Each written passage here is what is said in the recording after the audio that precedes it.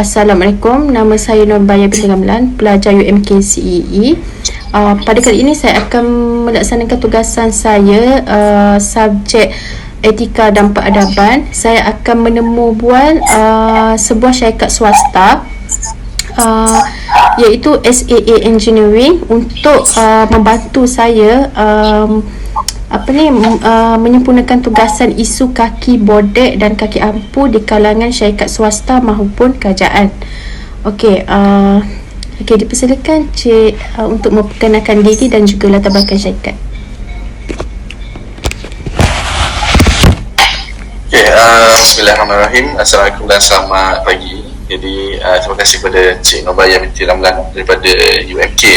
Okey, jadi nama saya Ahmad Fakhur Razi, sebagai Head of Department Safety and Health di SAA Engineering and Marine Sdn Bhd yang bertapak HQ di Paker. So kita ada branch di Melaka dan juga Miri.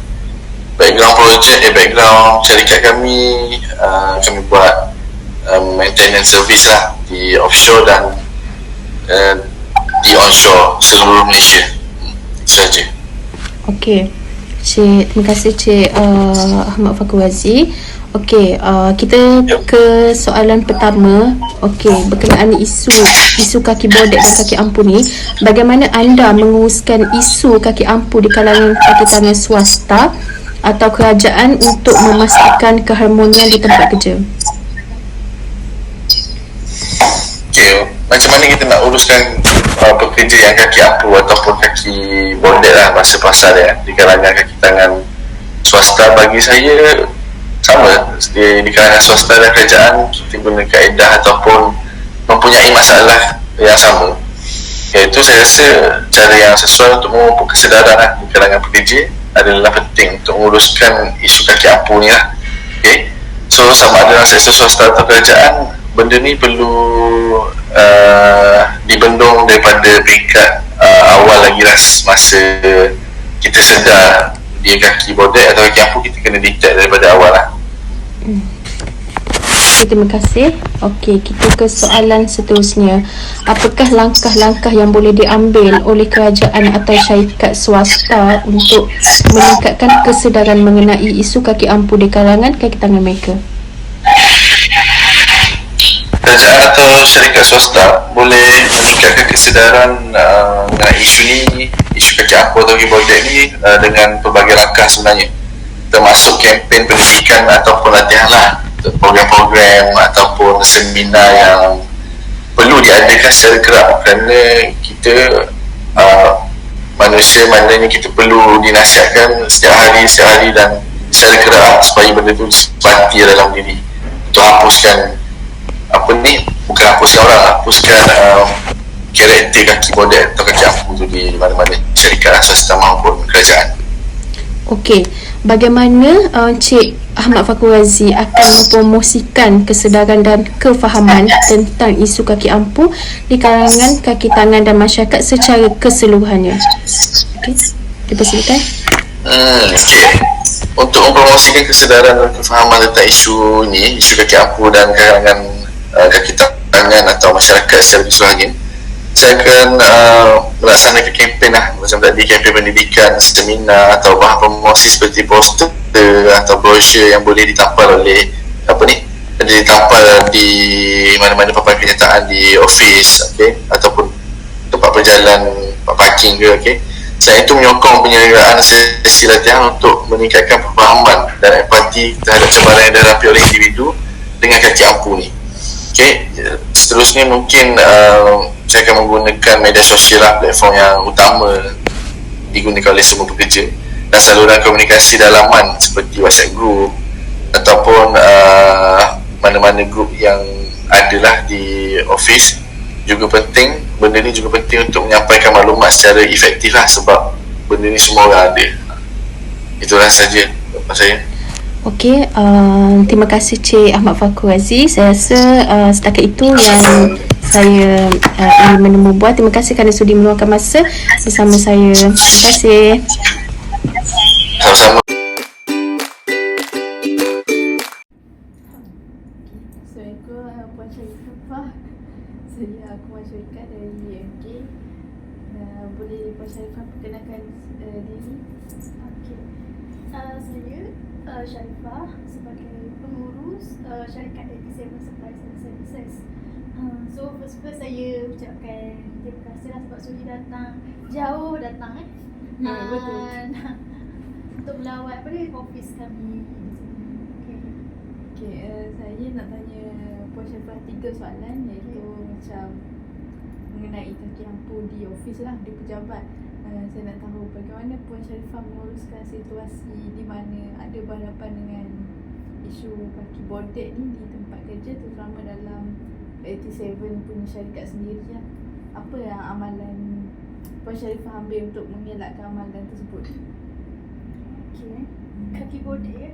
So kaki bodek ni kalau saya punya situation, saya fokus kepada penilaian prestasi yang berdasarkan pencapaian sebenar dan sumbangan individu tersebut. Kita dalam bahasa mudahnya adalah KPI lah, KPI staff masing-masing lah. And then saya juga mewujudkan dasar kejujuran, honesty dan juga ketulusan untuk mengelakkan amalan yang tidak sihat. Okey. Kalau yang kedua, dalam pengalaman Puan Syarifah bekerja dalam sektor swasta ni ataupun mana-mana Puan Syarifah pernah bekerja, macam mana Puan Syarifah menangani cabaran berkaitan dengan kaki ampu dalam kalangan pejabat dan staf? Sama macam tadi, di mana tempat saya bekerja, tak kisah dalam swasta ataupun kerajaan sekalipun, cara saya ada untuk mengenai sorry aku maafkan. So cara saya akan memberi penekanan pada keadilan dan juga penilaian prestasi. And saya akan make sure proses penilaian tu adalah terbuka, objektif dan mempertimbangkan sumbangan sebenar setiap staf-staf saya lah. Okey. Soalan ketiga saya adalah Puan Syarifah, boleh berikan contoh di mana situasi ke yang Puan Syarifah pernah berhadapan dengan kaki bodek? Contoh situasi yang Puan pernah hadapi dalam kes ni lah. Okey. So setakat saya bekerja dekat sini, memang agak banyak lah saya berhadapan dengan situasi kaki bodek ni. And macam mana? Contoh situasi, cara dia. Contoh situasi. Contoh macam ada staf-staf saya datang untuk mengadu tentang dia orang projek, dan juga ada yang macam sikit-sikit belanja bos sikit-sikit bos belanja lah sikit-sikit minta tu biasa. Lepas tu saya faham lah yang mereka masing-masing bersaing, tapi should be secara sihat lah dan bukan memburukkan antara satu sama lain lah. Okey, terima kasih banyak Puan Syarifah sebab luangkan masa bersama saya kat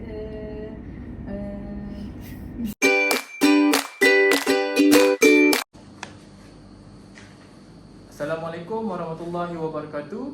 Saya A22A040EP Muhammad Faiz bin Nur Yazid. Pada hari ini saya ingin meneramah seorang anggota polis dari Balai Polis Lalang Pepuyuh Tanah Merah, Kelantan. Okey Cik, sebelum tu boleh tak Encik memperkenalkan diri? Terima kasih Cik Baik. Okay, saya ceritakan sikit latar belakang saya. Saya Kopra 163597 Muhammad Nur Rashid bin Yaakob. Saya bertugas di Balai Polis Lalang Pepuyuh Tanah Merah, Kelantan. Okay, perkhidmatan saya daripada mula saya telah masuk polis pada 1 hari bulan 11 tahun 2007 di Pulapul Muar Bakri. Lepas itu perkhidmatan saya pertama, saya ditugaskan di Balai Polis Batam Merbau pada 12 hari bulan 6 tahun 2008 sehinggalah 31 hari bulan 12 2018. Saya telah berkhidmat di Balai Polis Batang Merbau Tanah Merah Kelantan selama 10 tahun. Dan 1 hari bulan 1 2019 saya ditukarkan di Balai Polis Lalang Pepuyu Tanah Merah Kelantan. Dan selama 5 tahun saya telah berkhidmat di Balai Polis Lalang Pepuyu Tanah Merah Kelantan. Itu saja daripada saya. Okay, terima kasih Jay. Kita akan terus ke soalan yang pertama, iaitu adakah isu kaki ampu ini ada di dalam kalangan penjawat awam, iaitu terutamanya dalam Polis Diraja Malaysia ini? Ada. Sememangnya akan ada kaki ampu di dalam kalangan penjawat awam. Kaki ampu ini bukan sahaja terjadi di sektor penjawat awam, malah terjadi juga pada penjawat swasta. Baik. Okey, soalan yang seterusnya ialah, apakah pendapat Encik tentang isu kaki ampu ini di dalam sektor penjawat awam, terutamanya dalam Polis Diraja Malaysia? Pada pendapat saya, kaki ampu ini sangat memberikan impak yang tidak bagus kepada rakan sekerja kita, kerana ia boleh menjejaskan komitmen rakan sekerja kita. Perbuatan ini amatlah dilarang sama sekali dalam Islam, kerana perbuatan kaki ampu ini juga mampu memenangi hati majikan dengan nawa itu untuk mendapatkan sesuatu sebagai jalan pintas licik dan tidak bermoral. Sekian sahaja pendapat saya. Terima kasih. Baik, terima kasihlah Encik Rashid kerana sudi menerima menu ramah saya. Sekian daripada saya. Terima kasih. Okay, saya nak tanya sikit pasal dalam kaki tangan PDRN ada kaki ampu. Memang tidak dinafikan, memang ada. Bukan saja dalam PDRM sahaja. Dalam jabatan-jabatan lain pun memang ada kaki ampu. Hampir setiap jabatan memang ada kaki ampu. Okay. Cuba cik bagi komen sikit tentang kaki ampu dalam PDRN. Untuk bagi pendapat saya, kaki ampu ni sangat-sangat tidak bagus. Kerana kita boleh menutup pekerjaan orang lain yang bagus. Sepertinya seseorang tu bekerja bagus tapi tidak diberi penghargaan disebabkan oleh seseorang kaki ampu ni. Jadi kita terpaksa memberi penghargaan yang tidak kepada orang yang tidak sepatutnya. Itu sahaja komen kita. Okey. Terima kasih. Sama-sama. Assalamualaikum warahmatullahi wabarakatuh. Nama saya Nur Amali Binti Mazri. So hari ini saya akan menemu bual seorang manager daripada syarikat Eldon Empire. So bolehkah Tuan perkenalkan diri Tuan? Assalamualaikum warahmatullahi wabarakatuh. Nama saya Irsyad Zaman Mani Zahra. Saya seorang pengurus di sebuah syarikat dalam bidang F&B iaitu Eldon Empire. Syarikat saya melakukan aktiviti perniagaan dalam menjual minuman coklat. Itu sahaja saya. Akan masa hari ini saya akan mengajukan beberapa soalan. Okey, soalan pertama. Bagaimanakah syarikat Eldon Empire ni kan dia mengendalikan isu kaki bodek ataupun kaki ampu di kalangan pekerja? Dan apakah langkah-langkah yang diambil untuk pastikan proses penilaian prestasi berlaku secara adil? Okey, terima kasih atas soalan tersebut. Isu kaki bodek dan kaki ampu ini merupakan satu budaya kerja yang tidak sihat, yang apa yang kita panggil suasana toksik dalam alam pekerjaan, yang ini adalah normal bagi semua pekerja. Jadi untuk mengatasi masalah kaki ampu dan kaki bodek ini, kita hendaklah membina budaya kerja yang positif. Benda ini penting dalam syarikat. Kita perlu buat tempat kerja itu jadi tempat yang sihat, yang harmoni, di mana semua orang mempunyai rasa dihormati dan saling bantu-membantu. Dengan ini, syarikat akan lebih dapat melakukan kejayaan yang lebih banyak dengan menangani masalah budaya yang tidak sihat ini, toksik ini, kita dapat menjadikan tempat kerja kita lebih positif. Caranya kita boleh mengajukan aktiviti seperti makan bersama, mengadakan mesyuarat secara berkala untuk meluahkan apa yang terbuku dalam hati masing-masing. Kita lakukan secara jujur, meluahkan perasaan dengan ikhlas. Bila semua orang faham dan amalkan cara ini, tempat kerja akan jadi lebih seronok untuk kita datang, dan budaya ampuh dan bodek ini dapat dikurangkan. Staf pun akan jadi lebih berpuas hati, gembira untuk bekerja. Ini bukan sahaja bagus untuk mereka, dia juga bagus untuk syarikat kita. Sebab bila staf dah happy, kerja pun akan jadi lebih cepat.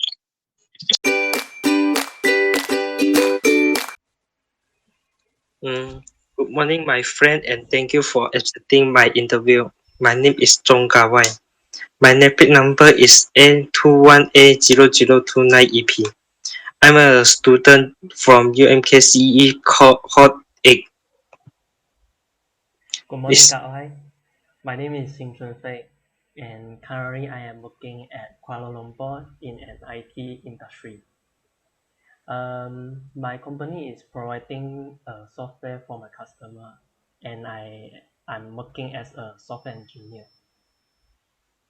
Thank you for interview yourself. Today we will discuss about kaki ampuh. Do you know what is kaki ampuh means?